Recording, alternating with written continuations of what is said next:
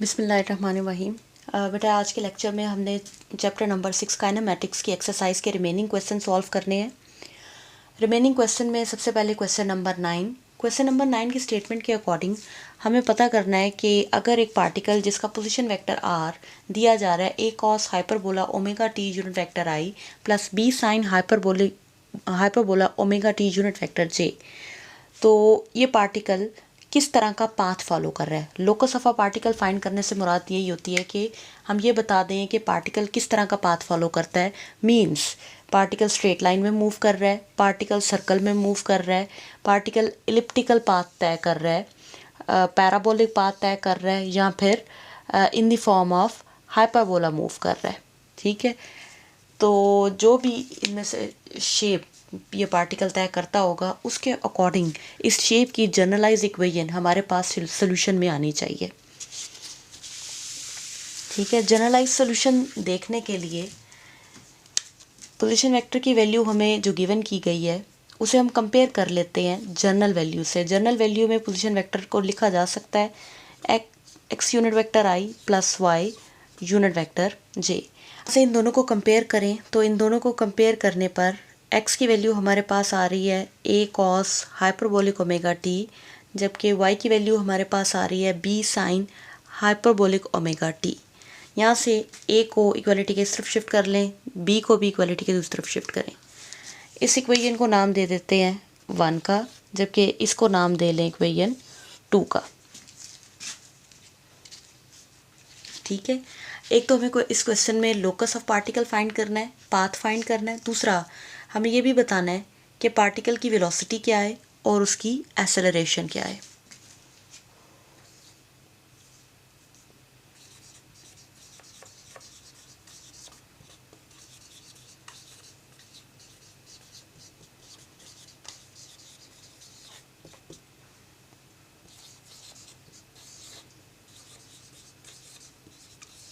Equation 1 और 2 दोनों को स्क्वायर करें और स्क्वायर करने के बाद माइनस कर लें।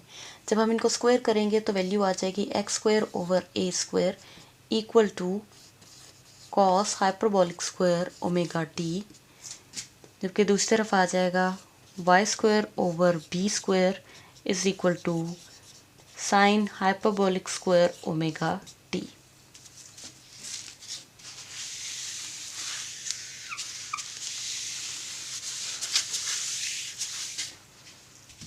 ठीक है, अब दोनों वैल्यूज़ को सब्ट्रैक्ट करना है। सब्ट्रैक्ट करेंगे तो x square over A square, left side left से माइनस हो जाएगी, जबकि राइट से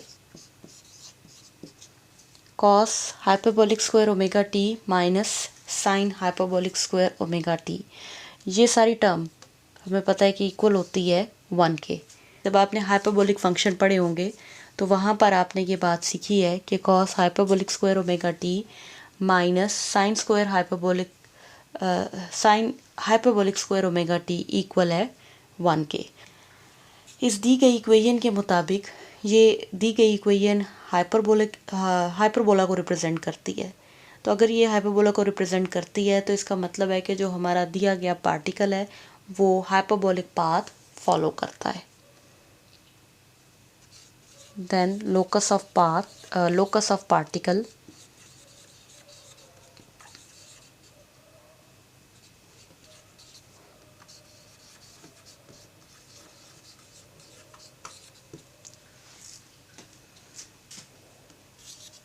इज अ हाइपरबोला। ठीक है,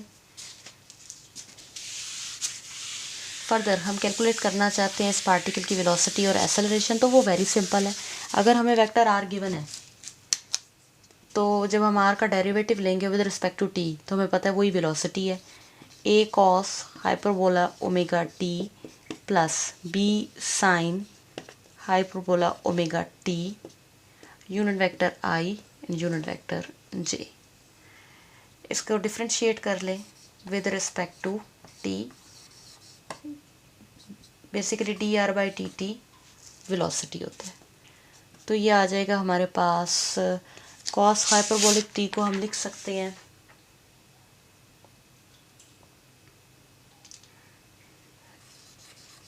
साइन हाइपरबोलिक ओमेगा टी अब यहाँ पर एंगल ओमेगा टी है, तो एंगल का डेरिवेटिव आ जाएगा यहाँ पे ओमेगा यूनिट वेक्टर आई, जबकि ए कांस्टेंट टर्म है वो एज इट इज़ आ जाएगी।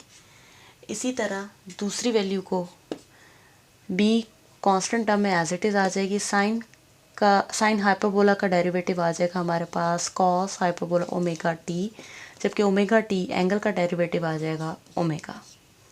इसे रीअरेंज करके लिख लें तो वेलोसिटी की वैल्यू है हमारे पास A omega sine hyperbolic omega T unit vector I plus B omega cos hyperbolic omega T unit vector J.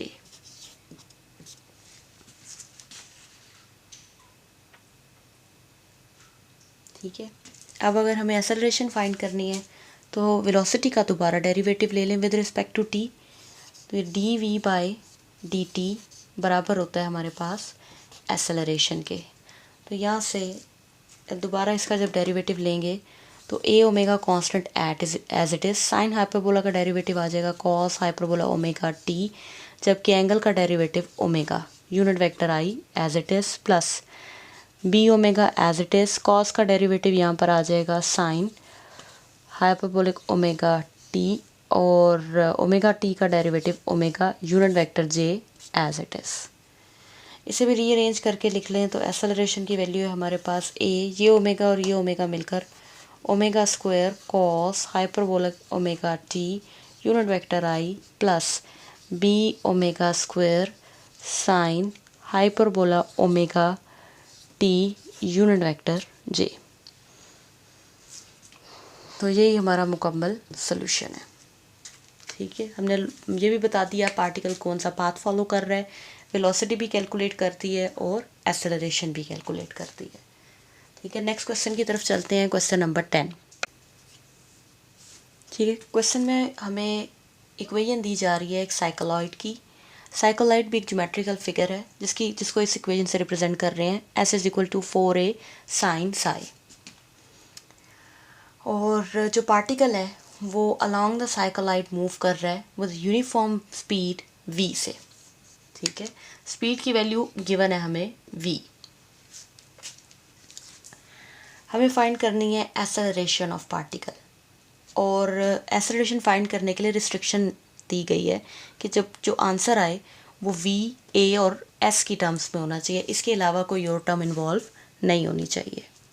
ठीक है, तो अगर हमें एक्सेलरेशन फाइंड करनी है तो एक्सेलरेशन के लिए हमने ये फॉर्मूला सीखा हुआ है कि एक्सेलरेशन बराबर होती है D V by D T unit vector T plus V square by rho unit vector N.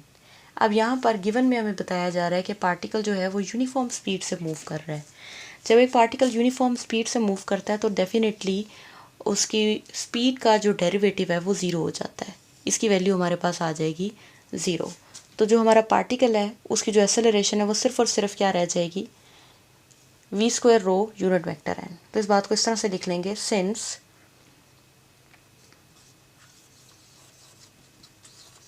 particle is moving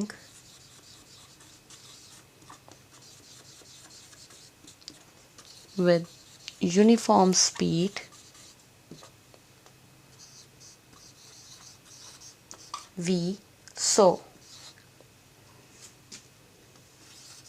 dv by dt equals to 0। ये इम्प्लाई करता है कि एक्सेलरेशन सिर्फ रह जाती है v square by rho unit vector n। ठीक है, अब वी स्क्वायर तो कांस्टेंट वेलोसिटी है वो हमें गिवन है, हमें यहाँ पर सिर्फ और सिर्फ रो के लिए हमें यहाँ पर सिर्फ और सिर्फ रो के लिए कैलकुलेशन करनी है। ठीक है, तो रो को कैलकुलेट करते हैं।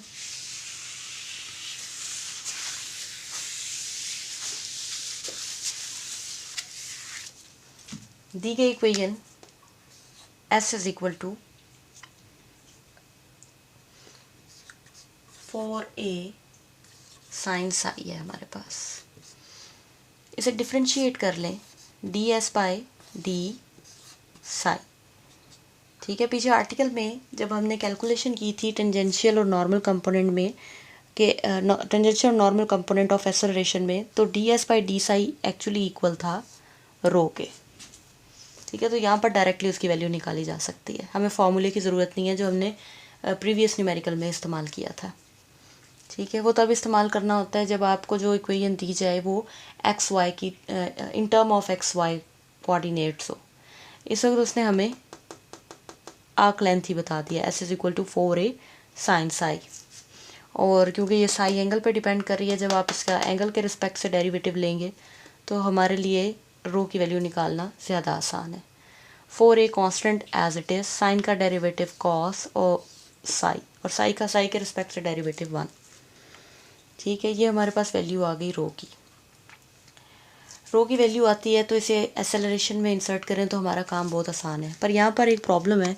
प्रॉब्लम ये है कि उसने कहा है कि जो आंसर देना है हमने उसमें सिर्फ ए हो सकता है, वी हो सकता है और एस हो सकता है, कॉस साई नहीं हो सकता। तो हमें कॉस साई को यहाँ से रिप्लेस करना है। ठीक है, अब कॉस साई को रिप्लेस करने के लिए हम ट्रिक का इस्तेमाल कर सकते हैं। देखिए, मुझे कॉस की वैल्यू चाहिए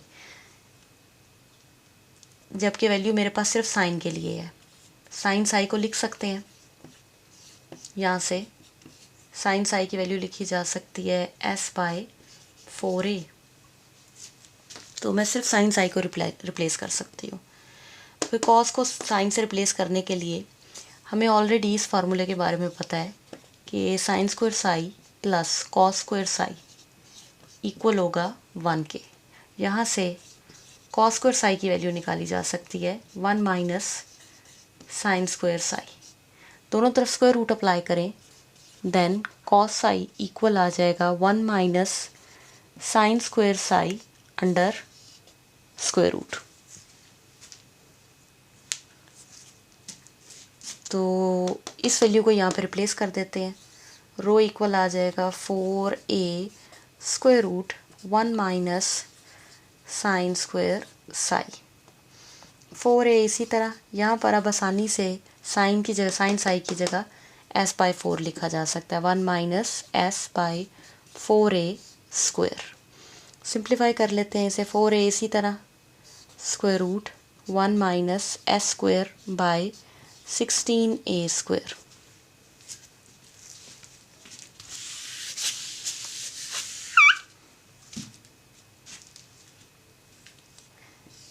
एलसीएम ले लें यहाँ पर, तो रो इक्वल आ जाएगा 4a square root 16a square minus s square divided by 16a square. 4a इसी तरह स्क्वायर रूट सेपरेट कर लें, 16a square minus s square अलहदा divided by square root 16a square. 4a इसी तरह square root 16a square minus s square, नीचे 4a square को लिखा जा सकता है 4a, 16 का स्क्वायर रूट 4 और a स्क्वायर का a, 4a से cancel.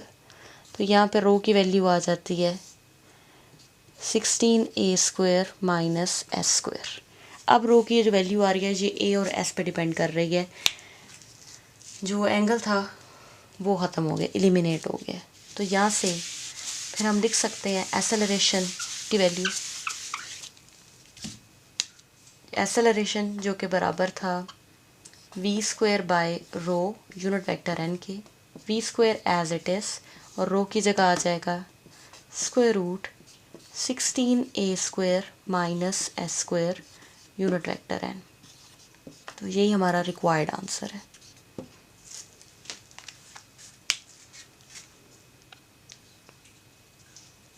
Question number 12। Question number 12 में हमने साबित करना है कि एक पार्टिकल है, उस पार्टिकल का transverse component of acceleration directly proportional है रेडियल कंपोनेंट ऑफ वेलोसिटी के।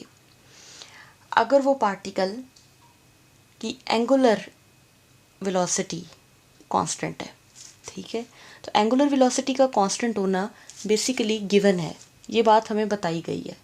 इस बात का इस्तेमाल करते हुए हमने ये बात साबित करनी है कि transverse component of acceleration directly proportional है रेडियल कंपोनेंट ऑफ वेलोसिटी के।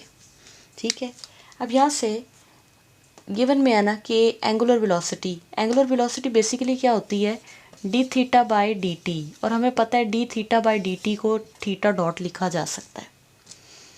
ठीक है, तो अगर एंगुलर वेलोसिटी कांस्टेंट है तो लेट कर लेते हैं कि ये जो कांस्टेंट है ये नंबर है कोई, और वो नंबर ओमेगा है। ठीक है, आमतौर पर हम कांस्टेंट वेलोसिटी को ओमेगा से ही रिप्रेजेंट कर रहे होते हैं। ठीक है, अब हमें वैल्यू कैलकुलेट करनी है ए थीटा की, क्योंकि हमें इसके लिए चेक करना है कि क्या ये डायरेक्टली प्रोपोर्शनल है वी आर के या नहीं, मींस रेडियल वेलोसिटी के या नहीं। तो ए थीटा कैलकुलेट करने के लिए हमें थीटा का दोबारा डेरिवेटिव लेना होगा। जब हम इसे डिफ्रेंशिएट करेंगे दोबारा टी के रिस्पेक्ट से तो वैल्यू आ जाएगी थीटा डॉट। हमें पता है थीटा डॉट का दोबारा डेरिवेटिव लें टी के रिस्पेक्ट से तो ये थीटा डबल डॉट है। तो इसकी वैल्यू क्या आ जाएगी, ऑब्वियसली ज़ीरो। देखिए ये कांस्टेंट टर्म है, किसी भी कांस्टेंट टर्म का दोबारा डेरिवेटिव लें तो वो ज़ीरो आ जाता है। ठीक है, अब हमें ये पता है कि ए थीटा बराबर है बाय यूजिंग फार्मूला जो हमने लर्न किया था आर्टिकल में, 2r dot theta dot plus r theta double dot. ठीक है, यहाँ से 2 तो कांस्टेंट टर्म में नंबर है as it is, r dot की वैल्यू हमारे पास मौजूद नहीं है तो r dot as it is, theta dot की वैल्यू मौजूद है जिसे हमने लेट किया ओमेगा, इसकी जगह ओमेगा लिख लेते हैं। ठीक है, ये r इसी तरह, उसकी वैल्यू हमें नहीं पता। थीटा डबल डॉट की वैल्यू हमारे पास आई है ज़ीरो, इसे इंसर्ट कर लें तो यहाँ से ए थीटा की वैल्यू आ जाती है 2 ओमेगा आर डॉट। इसे रीअरेंज कर लिया है, 2 भी कांस्टेंट है ओमेगा भी कांस्टेंट है, दोनों को एक साथ लिख लिया है, आर डॉट को साइड पे लिख लिया है, R multiply by zero zero ही हो जाएगा। ठीक है, तो यहाँ से देखें हम इस बात को इस तरह से लिख सकते हैं, ए थीटा इक्वल है 2 omega constant R dot. R dot basically क्या होता है, रेडियल कंपोनेंट ऑफ वेलोसिटी। ठीक है, ए थीटा डॉट और ये 2 ओमेगा। तो 2 ओमेगा क्योंकि कांस्टेंट टर्म है, तो अगर हम कांस्टेंट टर्म को एक्सक्लूड कर देते हैं, निकाल देते हैं, तो यहाँ से ए थीटा डायरेक्टली प्रोपोर्शनल है वी आर के। तो यहाँ से हमारा रिजल्ट प्रूफ हो जाता है।